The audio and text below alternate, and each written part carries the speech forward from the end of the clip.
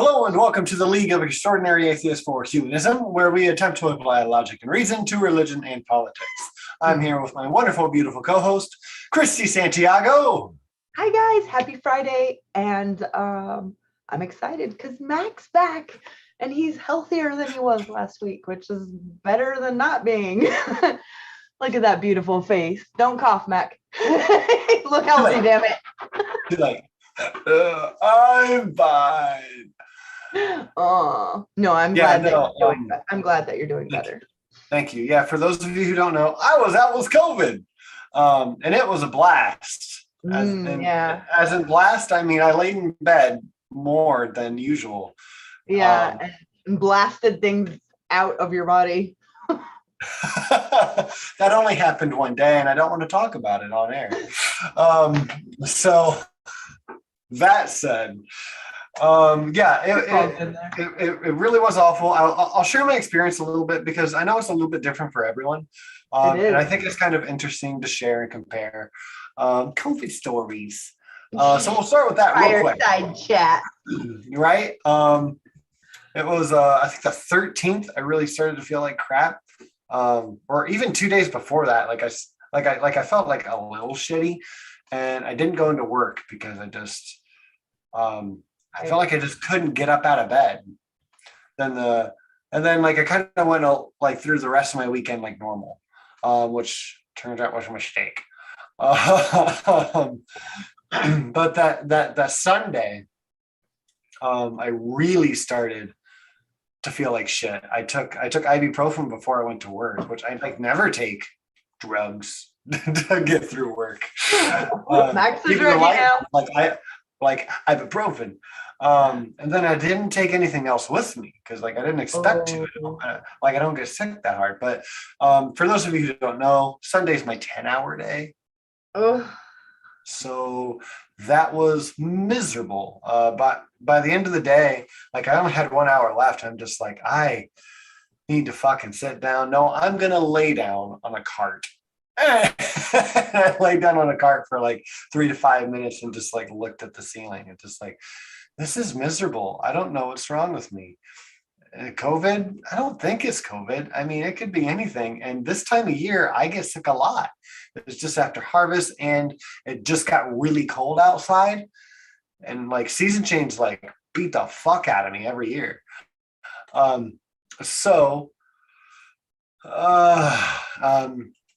That Monday, Tuesday, I usually have off, and I did. So I was able to just kind of relax. I closed the karate school down stuff. And then on Wednesday, I believe. Yeah. That when you got sick? Wednesday, I went back to work.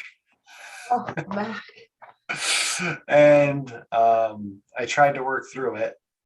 And I did, but I was much slower. And then Thursday, I tried to teach a couple classes, but almost no one came. I kept distance. I kept my mask on. No one was in there very long, but it was exhausting, even not doing much.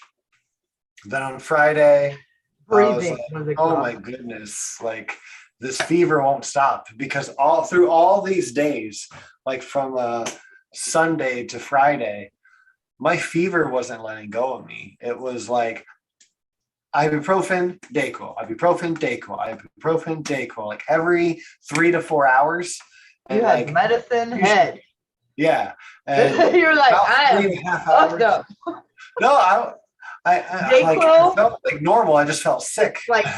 It's like tequila in my body. I don't know. I can't handle it. It makes me foobar.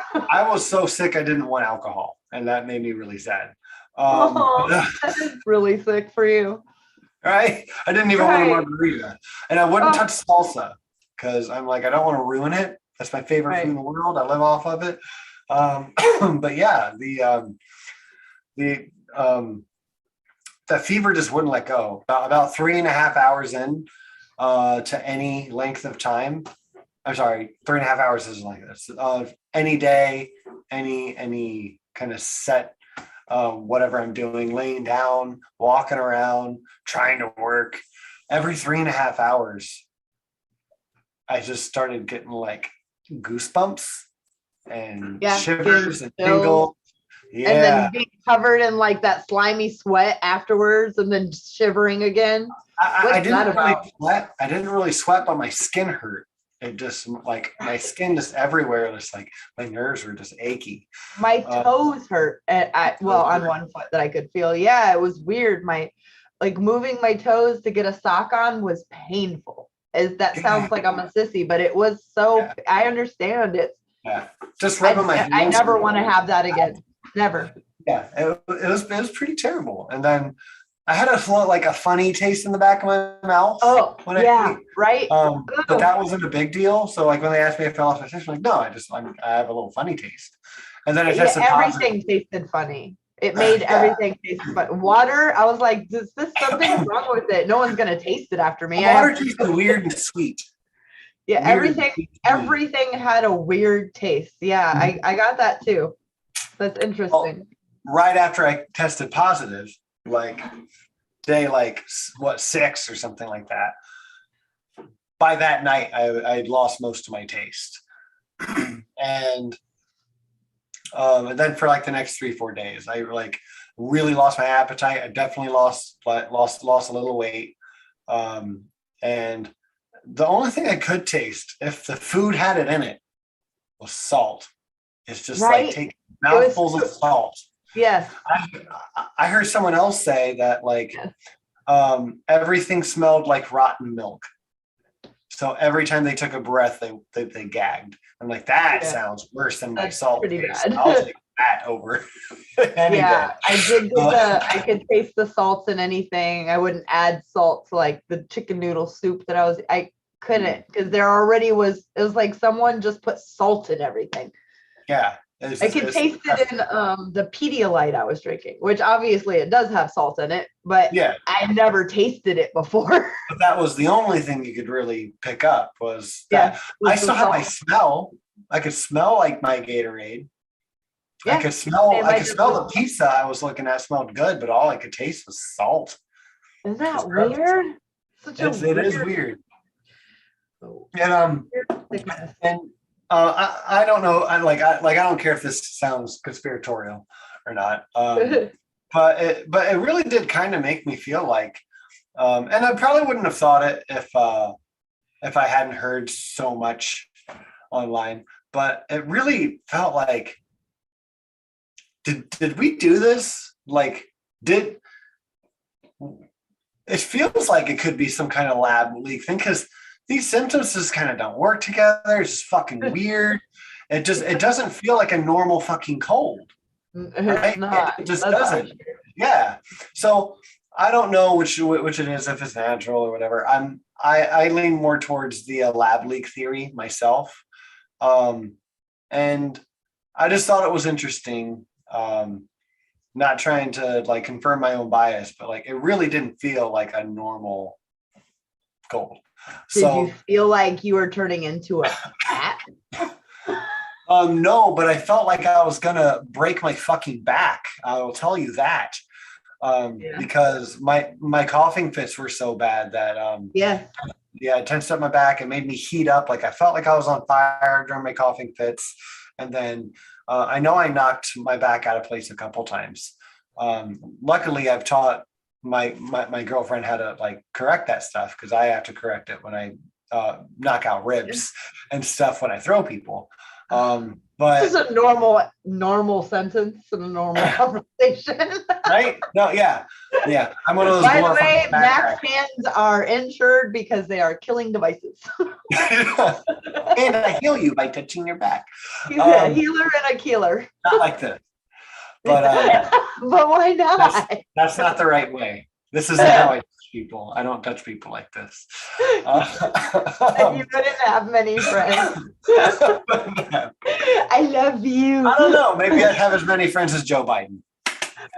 Oh, handsy Uncle Joe. But yeah, no, I am feeling tons better.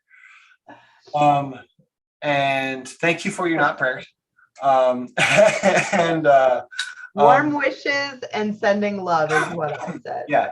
Yep. I have a little bit of lingering cough, and my my lungs are just. You will have that for a while, as far as Yes. like my experience and everybody that I've You talked to that had a cough. Yeah, it's months and months later, and the cough is not gone away. It's not the same. You're not going to have it the same, but you'll realize that it's from that. It's like, it's scar tissue. It's scar tissue in your lungs from the virus invasion. Too fucking much.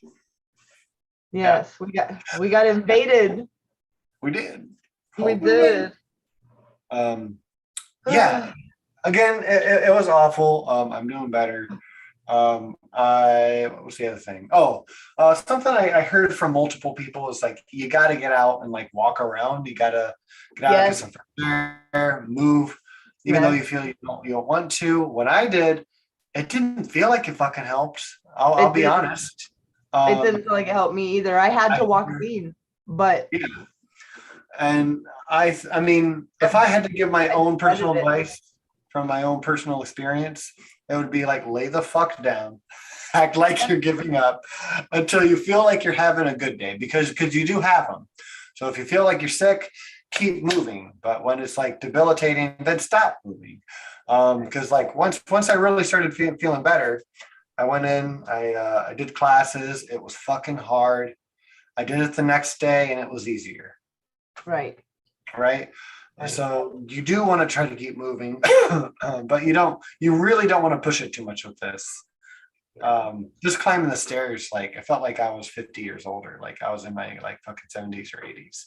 It like took me down. I almost had to take a break when I got to the top of the stairs to go down. Pops is coming. Pops is coming. Papa Mac. Grandpapa Mac. Great Grandpapa Mac. Yeah. So again, it was terrible. Thanks for listening to my TED COVID talk. And back talk. Yeah. Doorknob Head, Smitty, thank you for being here. I appreciate it. Okay, if Doorknob Head is in a chat period, I'm gonna laugh. That's just what's gonna happen. He's so funny. I can't. He says the most appropriate things at the most inappropriately appropriate time. It's just appropriate. Okay, well, our goal was to try to start our movie here in about 12 minutes. Yeah. Maybe 25 tops. We want to try to get through another 45 minutes of it, because I think there's about an hour and a half left, and I think I want to try to split that in two, because I can't do the whole thing tonight because I again have work in the morning.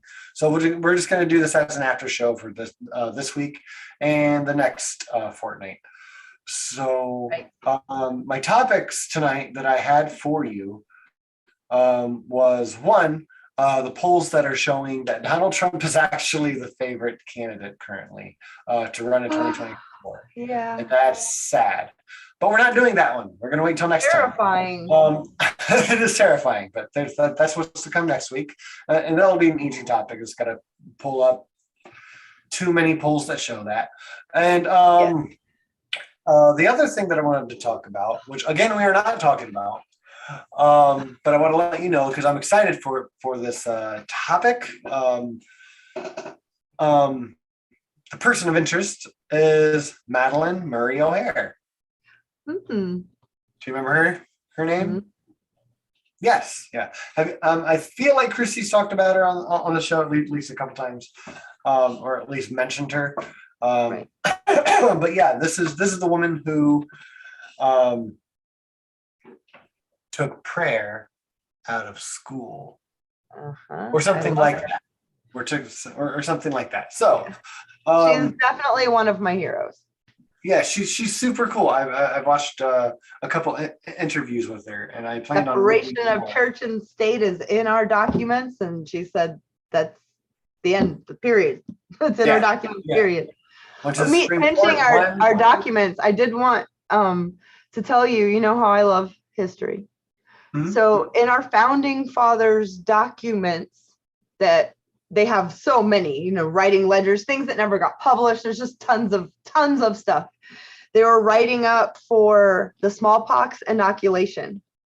They made it a law. It was illegal to not have your inoculation, aka vaccine, for smallpox. If you came down with smallpox, you obviously didn't get the vaccine. If others got sick because of you, you got put in jail for attempted murder. They were not playing. Gotcha. That was written in the now it wasn't codified into law. That's what they were working on.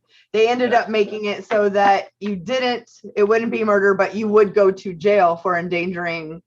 It wasn't an option. Like you had to have it, period.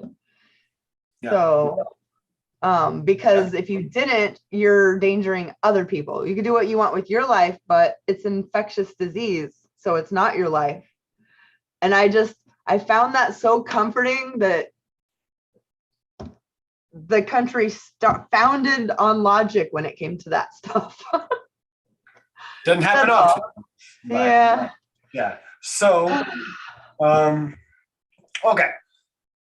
The topic we're actually going to cover tonight, and maybe 9 minutes. We're going to try. And I'm totally going to cut us off. Sorry, Christy, if we hit 11:15 here. Okay, no, that's fine. It'll just have to be to be continued. Yeah, we have people ready for the movie, so I got it. I understand. Yeah. Yep. So just I'm going to run down. Shut your mouth and then shut me up. Yeah. So I'm going to run down, and then I'll let you know when I'm done. Okay. I have 2 sets of bullet points, and the first ones are just like the facts of what happened as far as I know so far. And then I'll stop, let you say what you need to say, and then I'll add my take at the end, but just the cold hard facts right now. Ethan Crumbly, 15-year-old from Michigan, shot some people at Oxford High School, and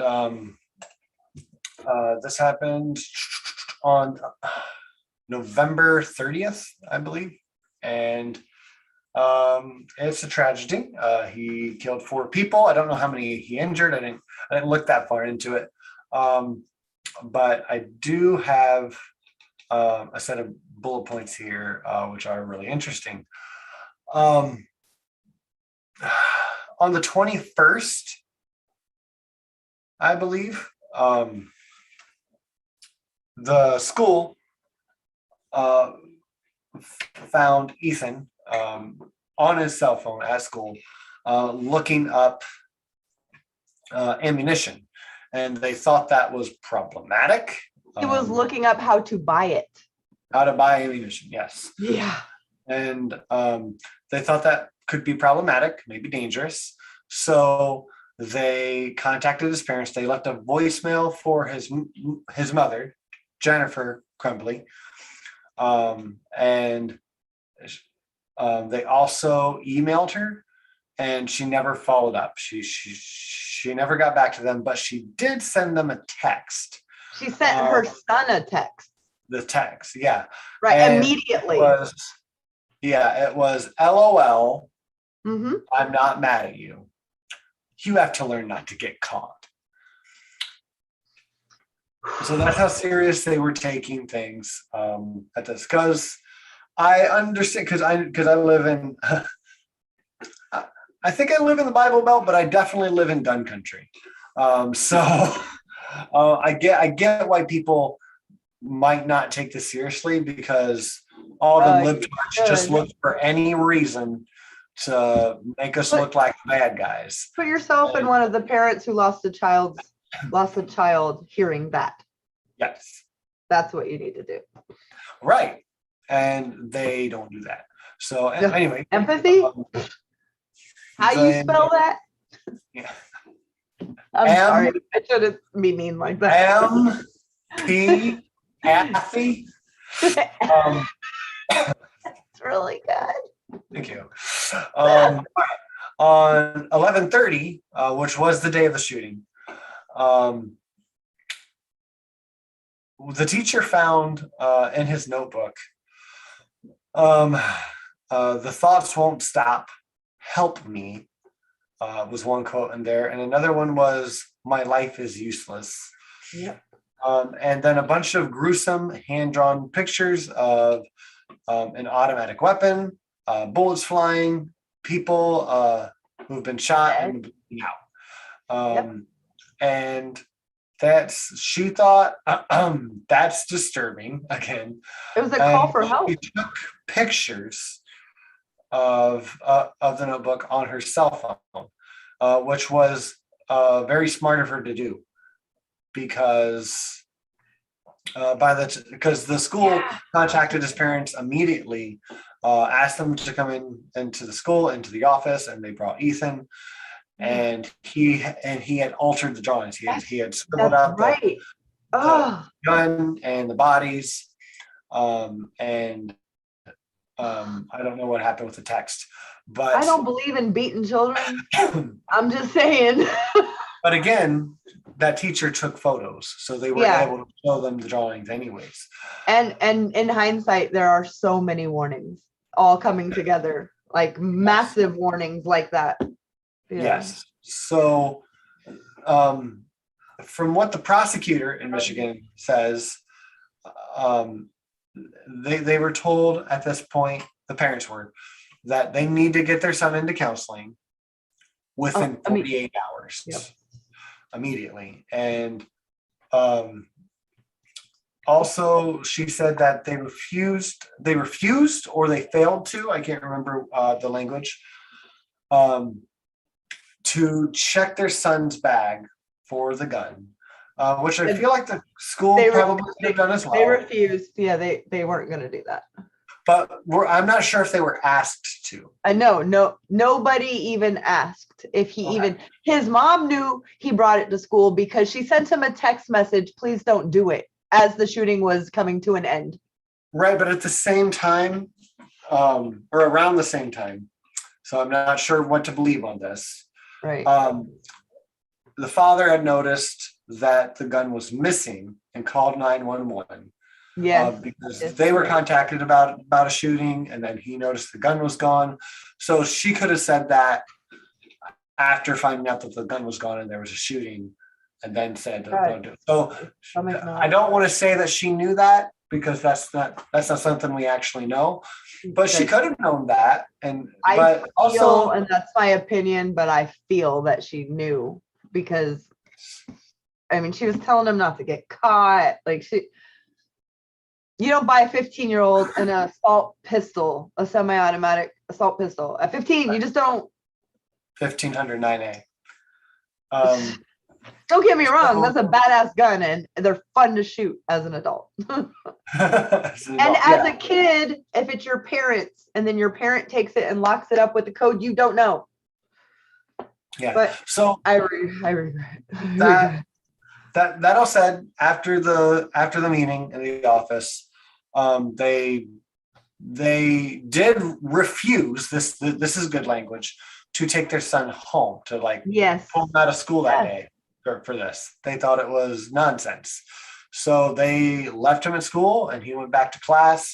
Think about that as a parent, Mac. You're told your child needs immediate psychological help within 48 hours. And you're like, "No, we'll leave him at school." Yeah. Even if you don't believe the school, well, then I feel like you should pull them out, because then the school's being unfair, right? Like, either way, it doesn't make sense. Whether you're taking your son to the school side, you should probably pull them out.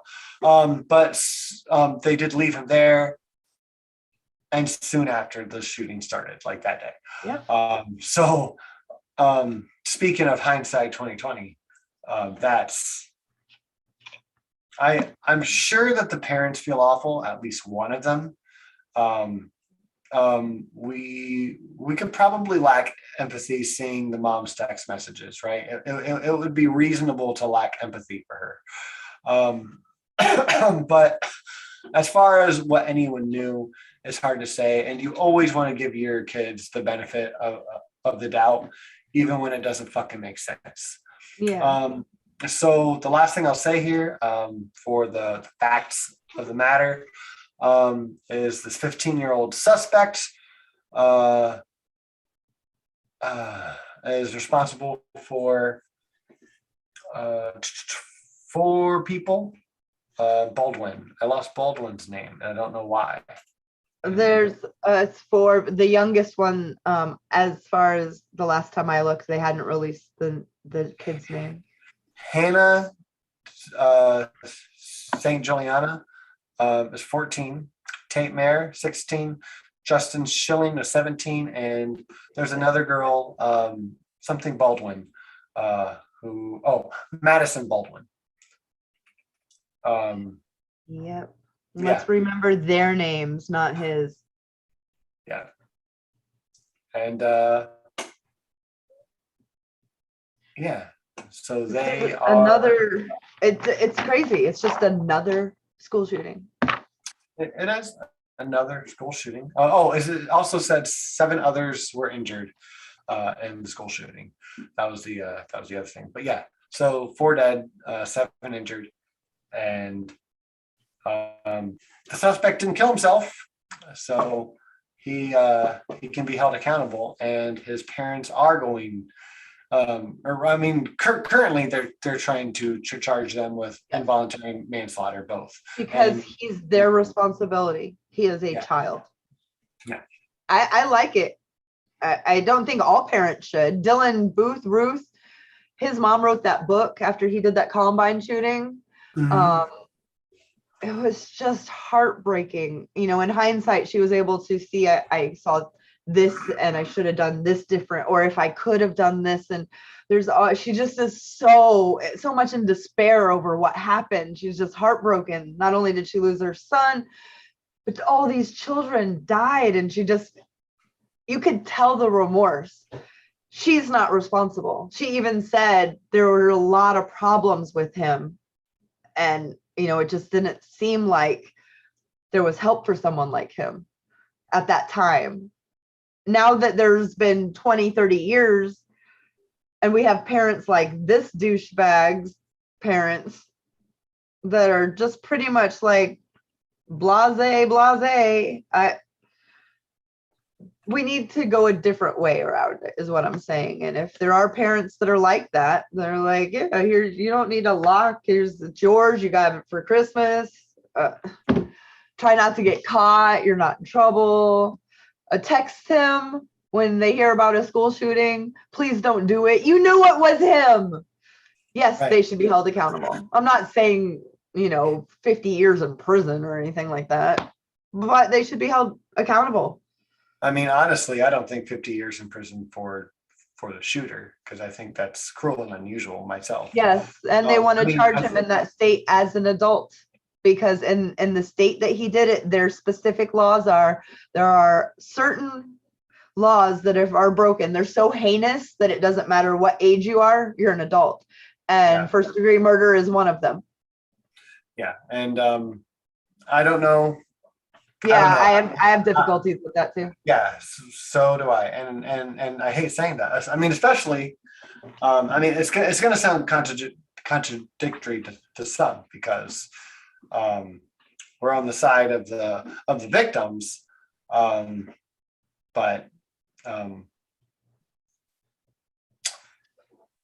we want to be fair with the punishment, right? Because the idea of justice can be balanced with mercy by looking for, what's the word I'm looking for?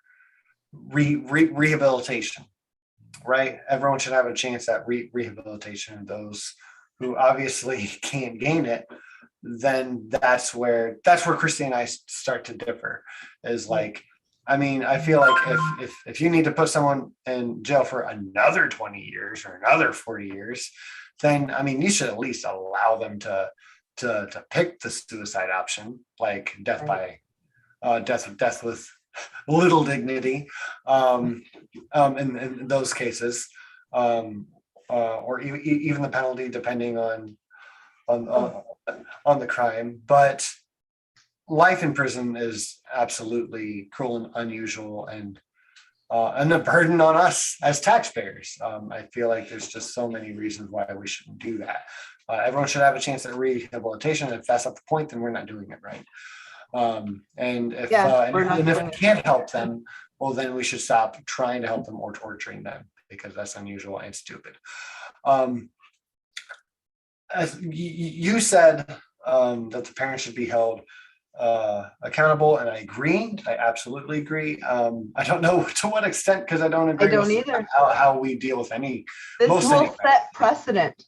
That's why it's such an important case, because other parents maybe hopefully will think, oh, we don't want to encourage any of that because we don't want to go to prison.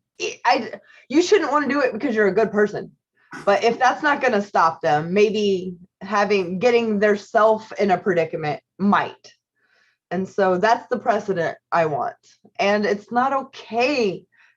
It's not okay to know your son is drawing stuff like this and talking about death and wanting to kill people, and you buy him a gun.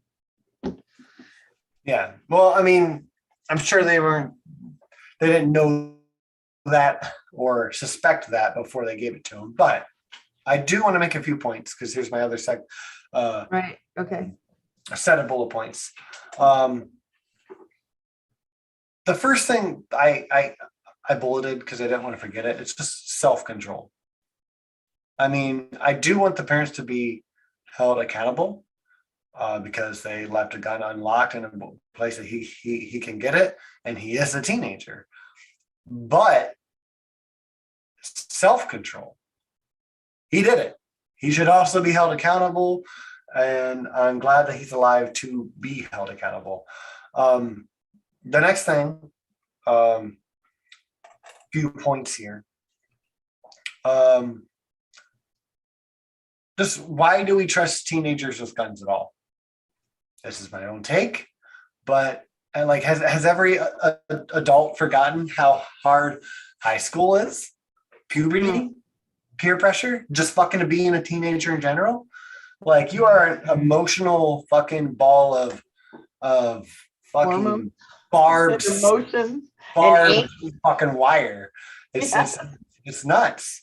And you can't trust any teenager with any kind of emotional decision, and putting one on the table like this is just asking for trouble. Them the option. It's blind faith. It's blind faith, because you only know your kids so much. As sad as that is, like,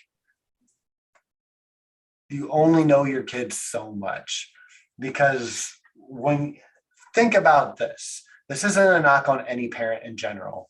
This is just, when you're at work, I'm sorry, when you're at home, hold on, when you're with friends, you're a slightly different person.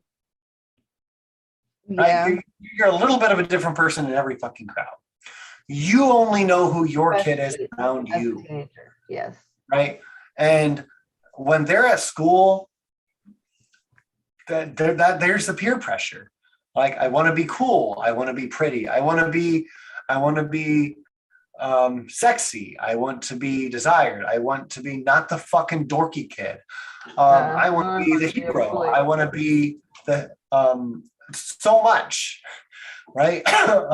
And when you're just a young human trying to figure out who you are, and you want to be a lot of things, it's really unfulfilling, and it's really hard to realize that you aren't any of those. And him writing "My life is useless" is something that I think we can all relate to at some point in our lives. And you don't give a young person a gun like this. So if you can't trust a 15-year-old with a tool designed to drive you around, why trust them with a tool designed to kill things? I agree with that. I hate the counter argument of just like, it's not just used to kill things, it's used protective for what? Foxes, you kill those. Right? Or coyotes, you fucking kill those. Bears, kill those. Kill things. To kill things, right? That's what guns are for, not just shooting clay pigeons or target practice. Why do you do target practice? So I can kill a thing when I need to, right? It's a tool to kill things, right? So that me making the point pisses me off because I've heard that same counterpoint so many times. They're like, guns don't kill things. Yes, the bullets do. What the fuck ever. It's annoying as shit when people argue that. It's designed to kill things. That's the point. They're used for war and for protection, and you have to kill things to achieve that goal, or at least maim them. Yes. If you can't trust a kid with a car, don't trust them with a gun. It's as simple as that. I mean, for that argument alone, you should at least wait till you're 16. My other argument is if you can't trust a teenager to have sex responsibility, sex responsibly. Right.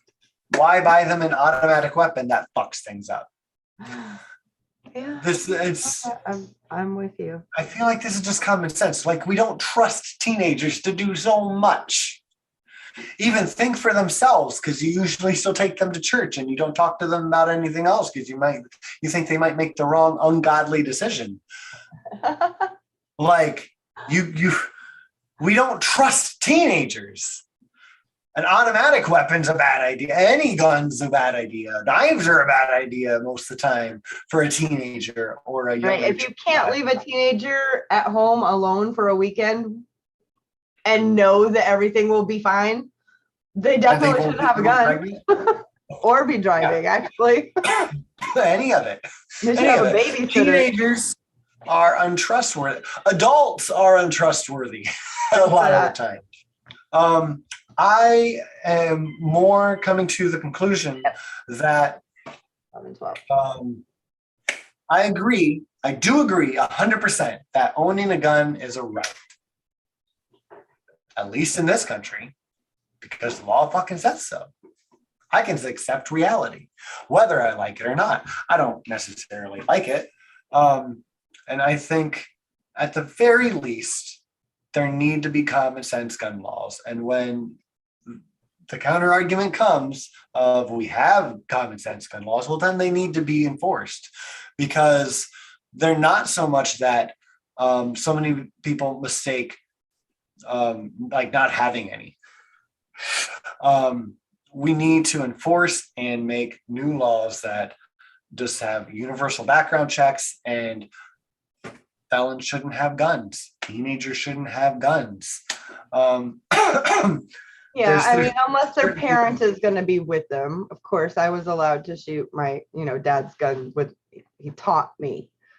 That's different. I couldn't go get one anytime I wanted out of his gun case. Like, that's right. Yeah. Keeping them locked up. How to respect them, how to clean them, how to make sure that they're safe by cleaning them. You don't have to worry about them backfire. Like, the importance of the safety of it. And there was so much to it. I was like, I don't even want to mess with them. Like, I don't want to do all that work. Yeah. No. So with all those points I just tried to make there. My last one was to wrap up. If you make a poor choice to show your child where a weapon is, or get them one, or to keep it in an unsafe place, whether it's your weapon, gun, knife, whatever, or it's theirs, should you be held responsible for the crimes committed with the weapon that you left out for your child to use? If your child's underage, you have to have some responsibility. It's hard to say no, right? Unless you're the parent of the child and you're scared for your freedom. Right. It's hard to say no. That's all I have for this. Yeah, because it's unprecedented so far. Yeah, it's going to be very interesting to follow this case to see what precedents are changed and how it can hopefully, change enough precedents around this type of thing that so far it's just been the shooter. Now, if other people are going to be held accountable because they aided and abetted, they helped buy the gun, they helped buy this, this is a child. I think it's tough though. Like you said, it's never been done. So there isn't anything to compare it to.